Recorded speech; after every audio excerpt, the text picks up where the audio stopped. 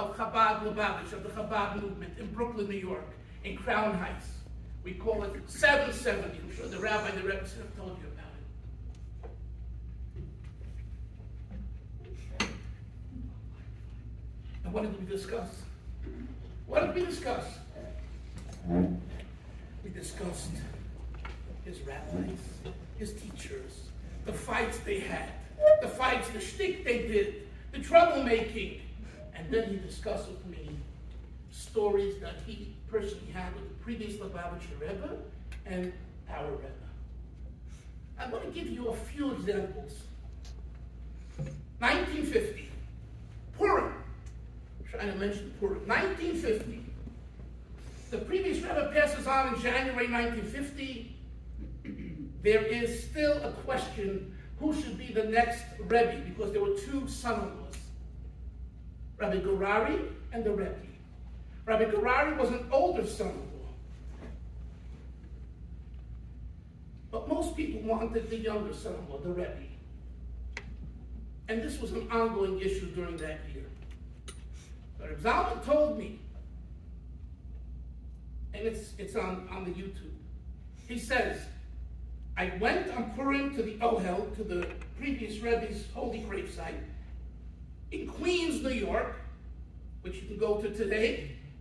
And if you're making a stopover, it's suggestible, go there. It's a great place to say a few words. It's a great holy place. Anyway, and he comes back to 770, and the Rebbe meets him. And the Rebbe says, at that time it wasn't called Reb Zalman, he says, Zalman. They knew it first. Zalman,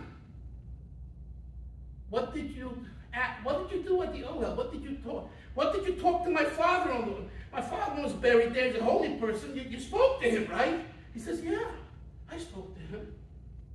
What did you ask him? I asked him for three things. One, I asked him that you should become the Rebbe. In other words, not the brother-in-law.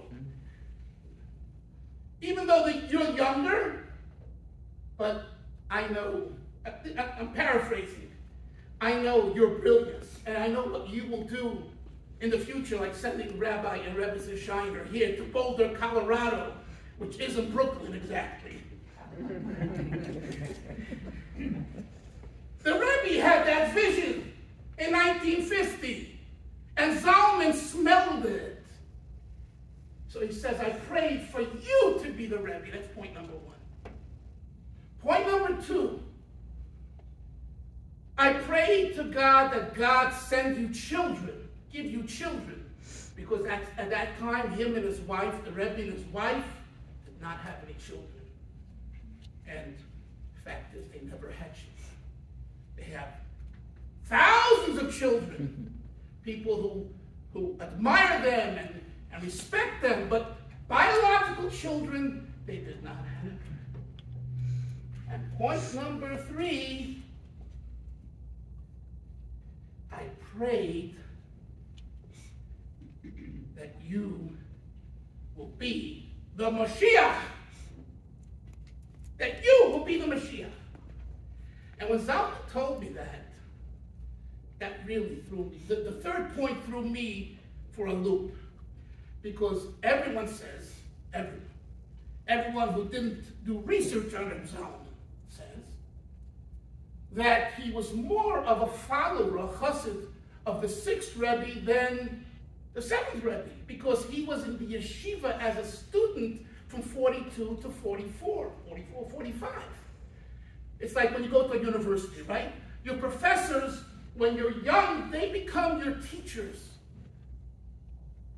Seldom does one come to admire someone later in life, except this wonderful scientist who's still studying, thank God, using your brain. We should all do the same thing.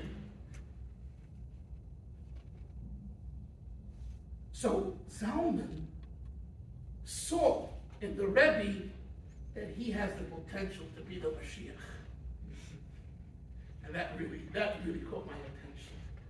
And he saw that in 1950. He didn't see it in 1994, 1950.